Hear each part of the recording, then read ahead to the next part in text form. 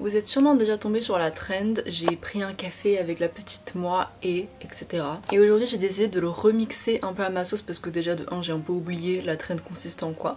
Mais du coup moi juste la phrase du début m'a un peu inspirée à revenir sur qui on était avant. Et aussi je parle beaucoup dans mes vidéos du fait de s'en vouloir à nous-mêmes très souvent pour des choses du passé, pour comment est-ce qu'aujourd'hui on gère notre vie. Parce que je pense que la petite nous ou le petit nous au fond de nous, si aujourd'hui on est un peu énervé contre nous-mêmes souvent, c'est parce qu'on a l'impression qu'on s'est trahi, qu'on s'est abandonné, qu'on a vraiment pris un chemin que la petite version de nous arrive pas à accepter ou arrive pas à trouver bien. Et du coup je trouve ça important de revenir sur les rêves qu'on avait eu avant ou même juste les attentes qu'on avait sur la vie et de voir que même si aujourd'hui on n'a peut-être pas tout ce que la petite version de nous aurait voulu qu'on ait, c'est déjà pas forcément de notre faute et surtout de prendre du recul dessus et de se dire que c'est même pas grave au final. Et il y a surtout un truc que ma psy m'avait dit vis-à-vis de ce sentiment de s'en vouloir, parce qu'à un moment je parlais avec elle du fait que j'avais l'impression ces derniers temps que je m'écoutais beaucoup plus, etc. et que du coup c'était du positif, mais que malgré tout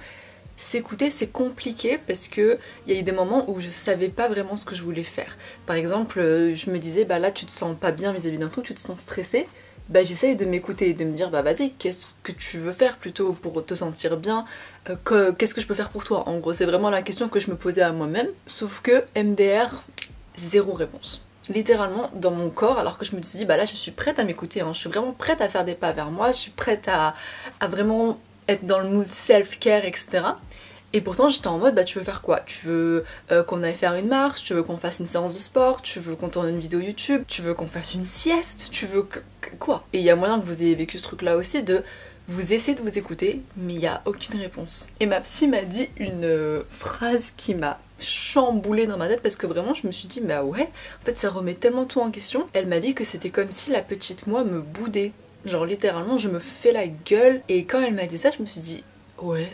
Genre vraiment en fait j'ai ce comportement là quand vraiment comme j'ai dit je viens vers moi, je fais des pas vers moi en me disant qu'est-ce que tu veux faire mais que je suis là en mode non je veux rien faire, je veux pas, comme une enfant. Et en soi comme elle me l'a dit ça m'a déjà éclairé pas mal de choses sauf le pourquoi. Parce qu'en vrai ça c'est toujours une question que je me pose, le pourquoi est-ce que je m'en veux autant, pourquoi est-ce que je me fais autant la gueule. Et je pense que la réponse elle est assez vaste, enfin il y a beaucoup de choses qui rentrent dedans. Je pense qu'on s'en veut de pas être arriver à un endroit qu'on aurait espéré. Déjà si jamais vous aussi vous avez grandi avec beaucoup d'attentes, moi je sais que c'était le cas. J'avais carrément une timeline vis-à-vis de ce que j'aurais voulu faire à tel ou tel âge. Par exemple là j'ai 25 ans et bah pour moi à 25 ans j'étais mariée, j'étais riche, voilà, enfin bref j'avais tout de réalisé, enfin tous mes rêves étaient là et limite à 25 ans je serais établie. Quand vraiment il y a ce truc là de ma vie elle serait hyper stable etc. Et c'est pas le cas du tout. Et du coup je pense qu'il y a une grosse partie de concrétisation qui ne s'est pas faite, qui fait du mal aux petites versions de nous et qui du coup se disent bah voilà tous les rêves qu'on a eu bah rien s'est réalisé donc qu'est-ce qui se passe, je suis hyper déçue etc. Mais je pense qu'il y a aussi beaucoup d'angoisses intérieures qui sont pas toujours résolues. Et vous savez quand on est enfant et qu'on a grandi dans des foyers un peu instables ou dans des endroits où, enfin je sais pas, où on se sentait pas forcément les plus safe au monde, ça nous crée des blessures comme j'en parle très souvent. Et ma psy m'avait dit que les petites versions de nous s'attendent souvent à ce qu'on passe au-dessus de tout ça et qu'au bout d'un moment bah genre quand on est adulte on ne devrait pas ressentir les mêmes peurs que quand on est enfant, sauf que forcément il y a des choses qui se réveillent en nous quand on est adulte. Par exemple imaginons que vous aussi vous avez grandi dans l'incompréhension vis-à-vis de vos parents et que je sais pas la communication c'est pas vraiment votre fort etc. parce que vos parents c'est pas ce qu'ils ont mis en place. Si jamais là vous rentrez dans une relation qui vous demande de communiquer bah vous allez pas y arriver et c'est dans ces petits trucs là aussi que les petites versions de vous elles vous en veuillent de pas être passé au-dessus de ça parce que elles se disent mais moi je ressens ça parce que je suis petite, mais vous êtes adulte et vous ressentez toujours les mêmes peurs, toujours les mêmes angoisses, toujours les mêmes difficultés à vivre que moi. Moi qui ai 8 ans genre. Et c'est pour ça qu'aujourd'hui j'ai envie de prendre un café avec la petite moi et de vraiment établir les choses et aussi expliquer que ma vie aujourd'hui je l'aime comme elle est et que c'est pas parce qu'elle n'est pas exactement comme la petite moi de 7 ans avait espéré qu'il y a un problème quoi. Et du coup j'aimerais bien commencer par justement ces problèmes mentaux entre guillemets que je m'en veux d'avoir finalement. Et c'est hyper inconscient parce que en soi, moi tous les jours de ma vie je me répète pas oh je m'en veux d'encore avoir peur vis-à-vis de ça. Je me dis juste que j'ai peur, voilà. Et comme j'ai dit, imaginons qu'on prend l'exemple du manque d'amour ou voilà qu'on a reçu en étant jeune. Là aujourd'hui quand je ressens du manque d'amour, je me dis pas oh je m'en veux d'encore ressentir un manque d'amour, je me dis juste ça me saoule d'être en manque d'amour. Et du coup je trouve ça important d'expliquer à la petite moi que c'est des choses qui prennent du temps. En fait toutes les blessures qu'on a en grandissant justement c'est des blessures, c'est gros et il y a des plaies plus ou moins grosses d'ailleurs, donc il y a des choses auxquelles je suis passée au-dessus et ça aussi il faut grave se féliciter et rappeler aux petites versions de nous qu'il y a des trucs où putain on n'aurait jamais cru qu'on passerait au-dessus. Moi il y a des choses surtout dans les relations amoureuses parce que moi c'est je pense le truc qui me touche le plus parce que j'ai grandi avec beaucoup d'attentes vis-à-vis de ma vie amoureuse mais aussi beaucoup de blessures vis-à-vis de ça. Mais que du coup tout ça, ça prend énormément de temps sachant que c'est je pense les blessures les plus profondes que j'ai. Et ma psy m'a aussi donné la visualisation des choses et des fois on touchait des sujets qui bloquaient encore en moi ou qui me faisaient plus mal que d'autres et elle me disait mais en fait là c'est parce qu'on atteint un peu le noyau du problème, le noyau de tes problèmes de manière générale. Et rien que cette visualisation ça m'a aussi beaucoup aidée parce que c'est vrai que on oublie que tout notre être c'est un peu comme un oignon qu'il faut ouvrir et qu'il faut travailler, déconstruire petit à petit. On peut pas tout déconstruire d'un coup, surtout quand on a grandi avec beaucoup de mal-être et de blessures etc. Ça se règle pas comme ça en un seul coup ou en un coaching de Lucie dans la Violette et cœur brisé. Non, c'est des choses qui prennent du temps, qui prennent soit plusieurs séances chez la psy, soit beaucoup d'introspection, soit juste beaucoup de temps et d'énergie à penser à ça et à vraiment essayer de passer au-dessus. Et quand on est face à des obstacles, donc des peurs qu'on a pu avoir, d'essayer toujours de passer au-dessus, mais ça c'est beaucoup d'énergie et beaucoup de réflexion également. Et j'ai envie de rappeler à la petite moi que je fais de mon mieux comme vous devez sûrement faire de votre mieux aussi, et que si vraiment là je pouvais passer au-dessus de tout, je le ferais direct, mais c'est que c'est pas possible. Malheureusement la vie est un poil plus compliquée que ce qu'on pense, donc on peut pas passer au-dessus de tout comme ça. Mais du coup même vous, je vous invite tellement à vous réconcilier avec vous-même en vous rappelant que vous faites de votre mieux et que tous les problèmes mentaux que vous pouvez encore avoir, comme j'ai dit de l'angoisse, des croyances négatives etc, c'est des choses qui prennent du fucking temps et qu'il faut aussi faire preuve de compassion envers nous-mêmes, ce qu'on n'a jamais fait par ailleurs. Et si vous aussi vous en êtes à cette période là d'essayer d'éprouver de la compassion pour vous, il faut aussi rappeler à la petite version de vous que vous aurez jamais fait ça avant et que c'était pas du tout un truc qui était important, mais que là vous le faites parce que vous avez assez travaillé sur vous pour justement maintenant ressentir de la compassion et de l'empathie pour vous-même. Parce que si jamais vous avez grandi en tant que people pleaser ou en tant que personne qui pensait jamais à vous, bah c'est un travail mais énorme d'avoir réussi à en arriver là. Donc de vous rappeler des bonnes choses que vous avez faites pour vous également et pas que du manque que vous avez eu. Parce que je pense qu'en tant qu'humain on se focus souvent sur ce qu'on manque plutôt que ce qu'on a ou ce qu'on a gagné avec le temps. Nous sommes des éternels insatisfaits en tant qu'humains. Ça veut dire qu'on peut avoir des millions, on va vouloir encore des millions. On peut avoir une maison, qu'on va vouloir une villa. On peut avoir travaillé sur nous, sur des choses qui sont hyper profondes et dès lors qu'on se dit ah bah là on a encore peur pour un truc ou on a encore angoissé pour un truc, tout est foutu. Enfin genre j'ai rien fait de ma vie, je suis une merde, pourquoi est-ce que j'ai encore peur de ça? J'adorerais qu'on mette plus le focus sur ce qu'on a fait plutôt que ce qu'on n'a pas fait, sur ce qu'on a gagné plutôt que tout ce qu'on n'a pas encore gagné. Et comme j'ai déjà dit dans d'autres vidéos, je pense que vous aussi si vous faites une liste de tout ce que vous avez réussi à surmonter dans votre vie, je pense que la liste elle pourrait aller jusqu'au plafond, voire encore plus loin. Et moi je sais que rien que dans les relations amoureuses, et j'aimerais bien en faire une vidéo, il y a des comportements que j'avais même rien qu'il y a 3 ans que aujourd'hui j'ai plus, qui étaient toxiques ou en tout cas qui me mettaient pas bien, qui me rendaient clairement pas heureuse, au contraire qui me mettaient plus dans le mal et dans le stress, dans l'anxiété, plutôt que de me faire du bien ou de m'apporter vraiment une relation saine. Qu'aujourd'hui vraiment c'est des comportements que j'ai plus. Je préfère 1000 fois m'applaudir de ça plutôt que de me dire oh mais là aujourd'hui t'as encore des petits trucs sur lesquels il faut que tu travailles etc.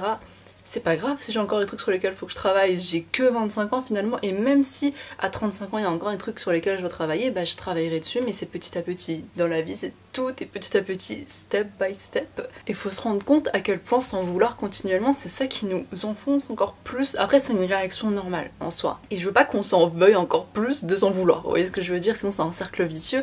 Donc faut pas en vouloir à la petite nous non plus de réagir comme ça alors que bah, c'est une enfant finalement, c'est une petite et du coup faut lui expliquer les choses, faut justement lui faire comprendre. Et j'en ai déjà parlé dans la vidéo où je parlais de mes échecs, donc je vous la mets dans le petit i parce que c'est une vidéo qui était super importante pour moi et j'aime bien des fois la regarder pour aussi me rappeler des choses que j'ai considérées comme des échecs dans ma vie mais qui finalement n'en sont pas.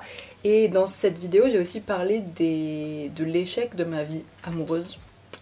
En revenant surtout sur mes comportements en fait dans les relations parce que je suis une personne très anxieuse dans la vie et aussi dans les relations évidemment et ça vient avec toutes mes blessures finalement. Je vous ai déjà parlé plusieurs fois que moi j'ai très peur du rejet, j'ai peur de l'abandon, enfin l'abandon moins que le rejet j'ai l'impression, même si je pense que ça va un peu ensemble. Donc forcément ces peurs là ce sont des peurs qui sont répercutées dans mes comportements, qui sont mi-justifiées parce que c'est normal que je ressente ça, mais pas justifié parce que ça ne m'apporte pas de bonheur. Enfin, ça m'apporte rien d'être stressée tout le temps.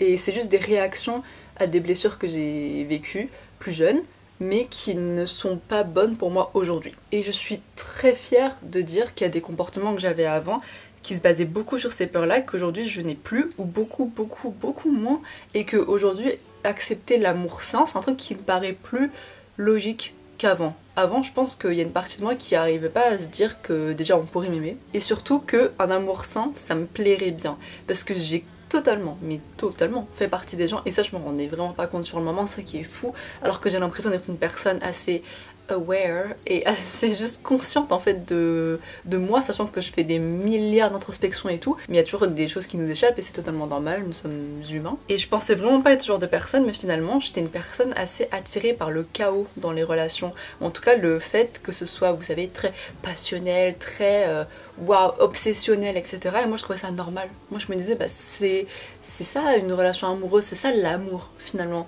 c'est vraiment ce côté too much, ce côté excentrique, beaucoup d'émotions, beaucoup aussi d'émotions négatives souvent, parce que c'est ça la passion, c'est gros. Et aujourd'hui, Dieu merci, je suis plus comme ça, enfin aujourd'hui tu viens me faire chier, bah je considère que tu me fais chier, vous voyez, je vais pas me dire c'est trop romantique. Et je me disais même avant que l'amour sain, bah c'était ennuyeux de ouf. Il y avait des mecs avec qui je parlais qui étaient plus calmes, plus posés, etc., plus stables, et avec qui je me disais ça veut dire que je me fais chier avec toi, que t'es une personne ennuyeuse, que je t'aime pas, que voilà, non, je veux pas en fait.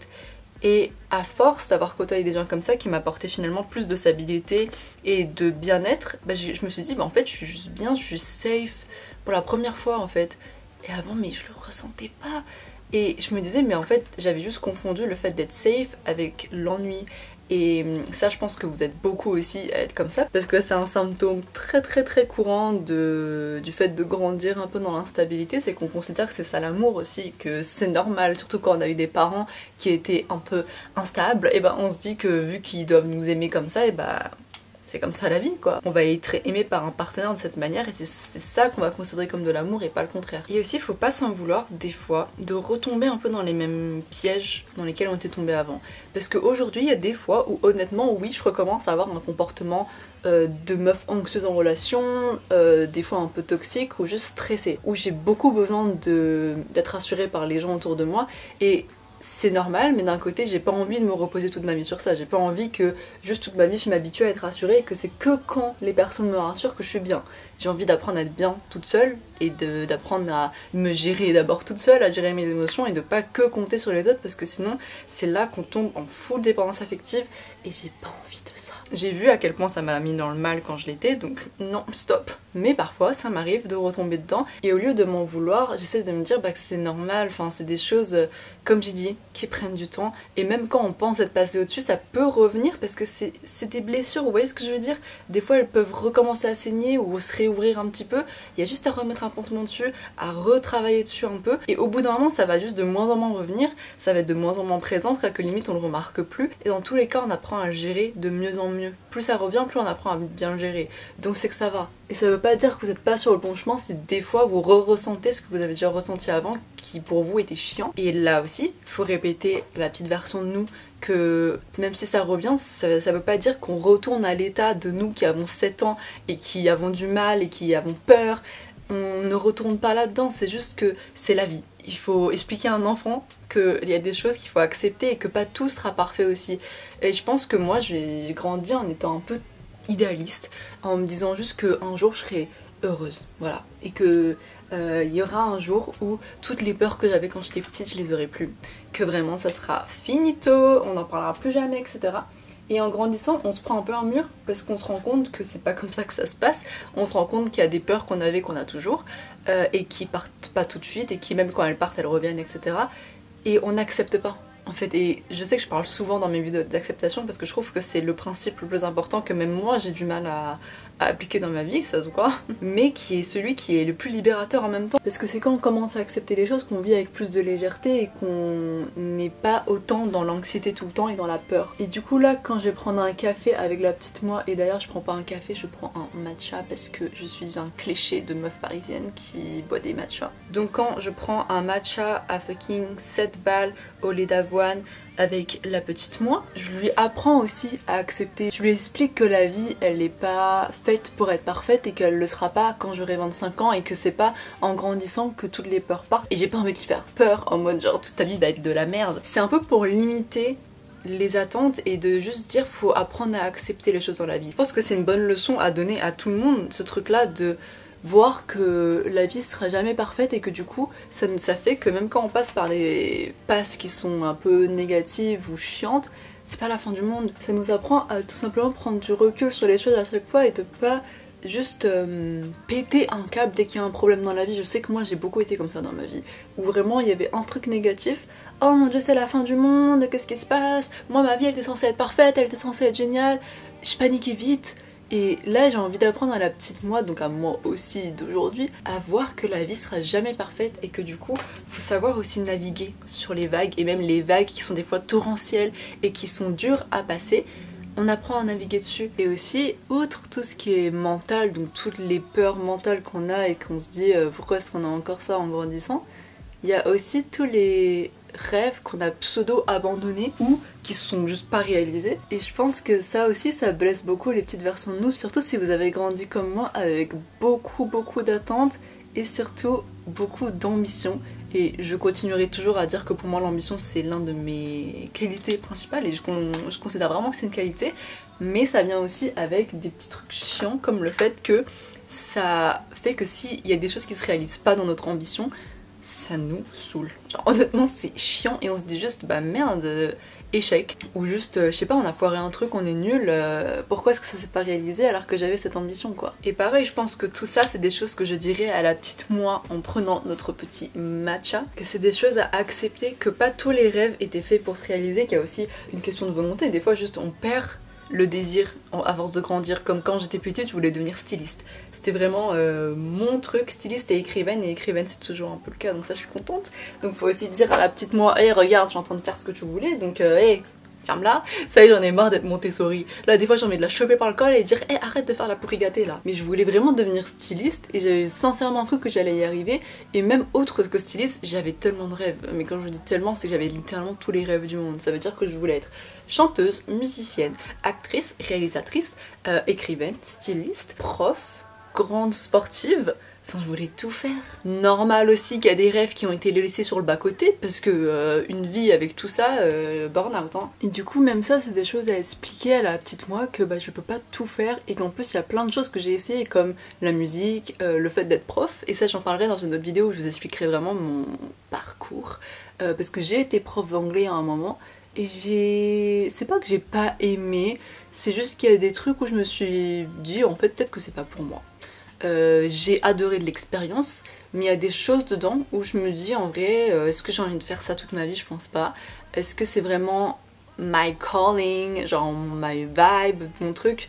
Je sais pas. Moi il y a tellement d'autres choses que j'ai envie de prioriser dans ma vie que là c'est pas ma priorité, mais j'ai testé et je suis tellement fière de moi d'avoir testé, donc déjà rien que ça, petite tape sur l'épaule parce que c'était pas facile. Mais du coup d'expliquer à la petite moi qu'aujourd'hui c'est plus un truc qui me plaît et c'est pas un truc qui me fait vibrer autant que j'aurais cru que ça me ferait vibrer, mais que c'est pas grave. Il y a des choses qu'on lâche entre guillemets mais pour le bien aussi. Et que oui, je m'étais imaginée en superwoman, pouvoir tout faire.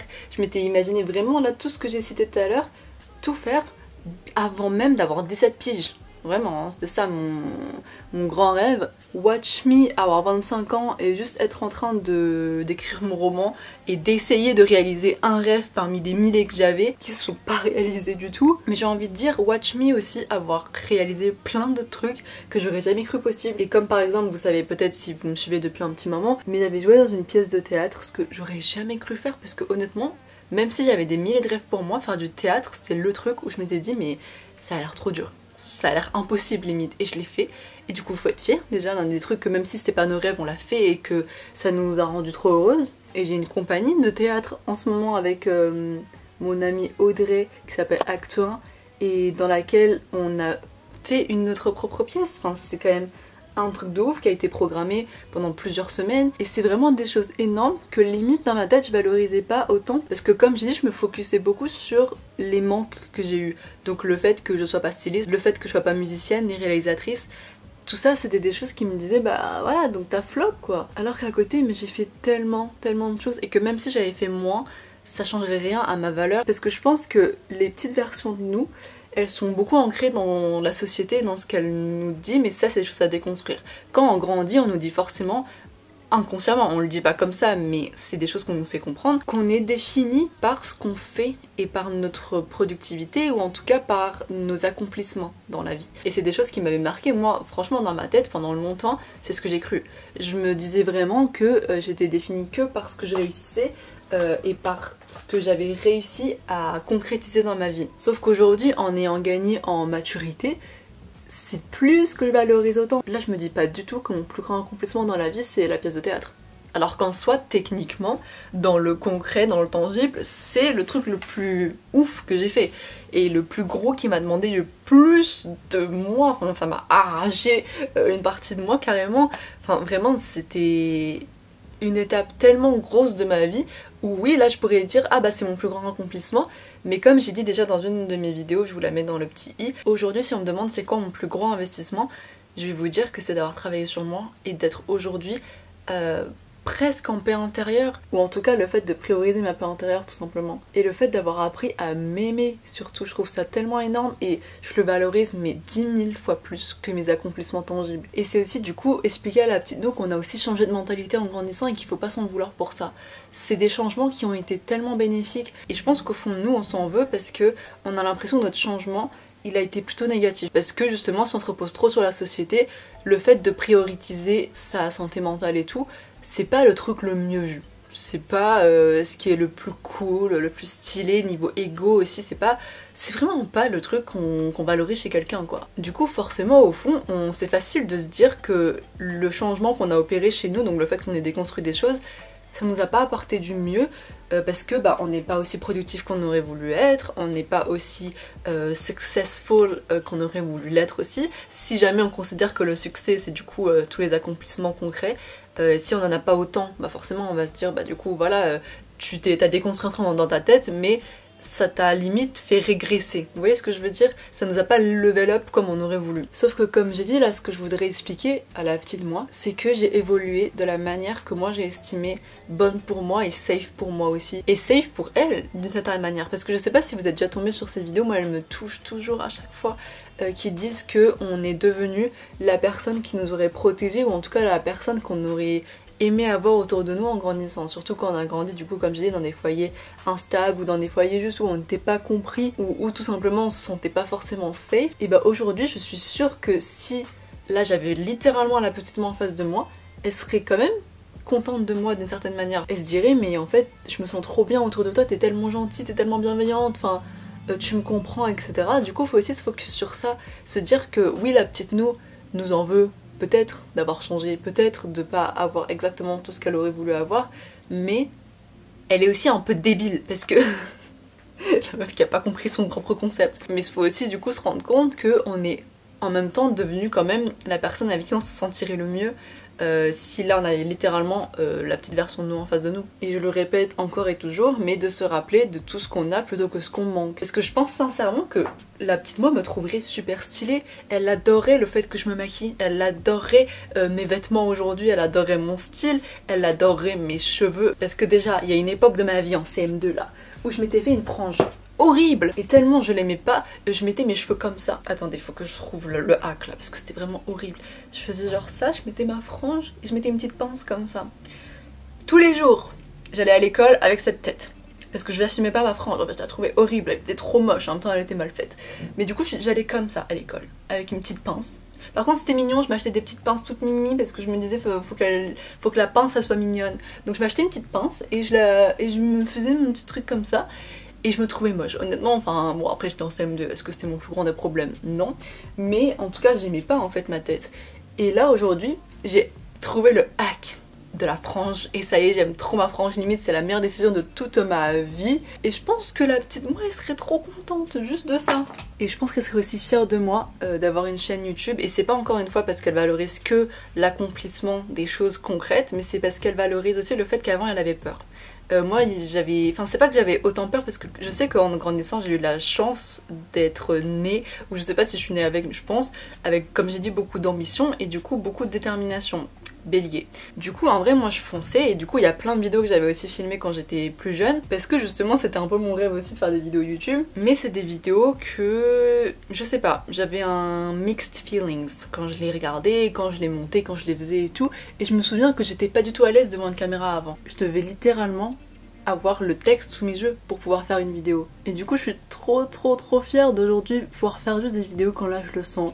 Un petit chit-chat make-up. Et pour revenir au sujet de l'amour, qui comme j'ai dit c'était un truc hyper important pour moi, j'ai grandi en étant amoureuse de l'amour et ça j'en parle souvent sur mes réseaux, donc n'hésitez pas à aller me suivre sur Instagram, TikTok, j'ai fait des vidéos qui expliquent un peu tout ça parce qu'en ce moment j'écris un roman d'amour et c'est un truc dans lequel j'ai grandi. Je lisais beaucoup de romans d'amour quand j'étais plus jeune, j'ai commencé à écrire très tôt dans ma vie, à je crois 9 ans j'ai commencé à écrire et à me dire bah j'aime tellement lire des livres d'amour que je pense que je peux le faire, que je peux l'écrire, etc.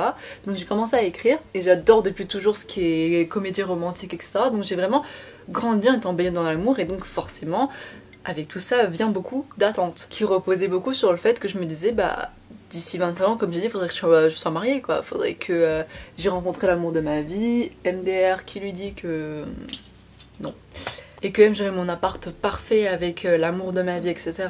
Encore une fois, qui lui dit que j'ai même pas assez d'argent pour m'acheter un petit studio pour une demi-personne? Et du coup je pense que inévitablement la petite moi est déçue. Et ça s'est aussi beaucoup répercuté sur le fait que je pense que même moi aujourd'hui et depuis quelques années je suis beaucoup dans l'attente de ça, beaucoup dans l'attente de trouver l'amour de ma vie parce que bah déjà c'est un rêve et j'ai pas non plus de me remettre en question vis-à-vis de ça. Je pense que c'est aussi très humain d'attendre ça quand on a grandi dans beaucoup d'amour.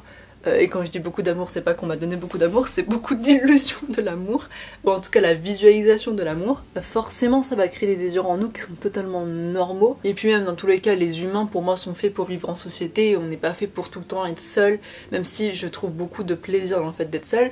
Ça veut pas dire que je pense que je peux finir ma vie en n'ayant pas d'amis, pas de copains-copines, pas de quoi que ce soit et que tout va bien. Non, je pense pas. Je pense que je serais forcément malheureuse si vraiment j'étais toute seule sur une île déserte, donc on a besoin des gens. Pour ne plus m'en vouloir justement de ce truc là, faut aussi se dire que l'amour c'est pas quelque chose qu'on peut contrôler dans notre vie. Tout ce qu'on peut faire c'est travailler sur nous pour être au mieux pour accueillir une relation saine, en tout cas la plus saine possible pour nous. Et je sais que c'est ce que j'ai fait dans ma vie, même inconsciemment des fois, juste le fait de travailler sur moi. Je le fais pas forcément que pour avoir une relation amoureuse, je le fais juste pour moi tout simplement, mais moi qui mets beaucoup l'amour au centre de ma vie, je pense qu'il y a une grosse partie de moi qui honnêtement le faisait pour m'habituer à avoir une relation saine parce que je pense pas pour vouloir accepter autre chose aujourd'hui. Et du coup forcément ça prend du temps aussi. Et là du coup j'explique à la petite moi que j'ai justement travaillé sur moi toutes ces années et oui peut-être que je suis pas tombée sur l'homme de ma vie encore, mais j'ai travaillé sur moi pour accepter aussi l'amour de ma vie. Parce que comme j'ai dit dans le début de la vidéo, moi qui viens avec mes blessures et tout, ce serait facile de tomber dans des relations où honnêtement je me fais maltraiter ou si jamais ou que je me fais mal aimer, voilà, donc ce serait facile de faire ça. Franchement je serais la proie idéale pour ce genre de relation. Je pense sincèrement que si je le voulais vraiment, je pourrais me mettre dans une relation là aujourd'hui avec une personne qui serait pas complètement faite pour moi, juste pour ressentir un peu d'amour ou pour enfin même ce serait même pas forcément du vrai amour ça se trouve, plutôt juste pour de l'attention.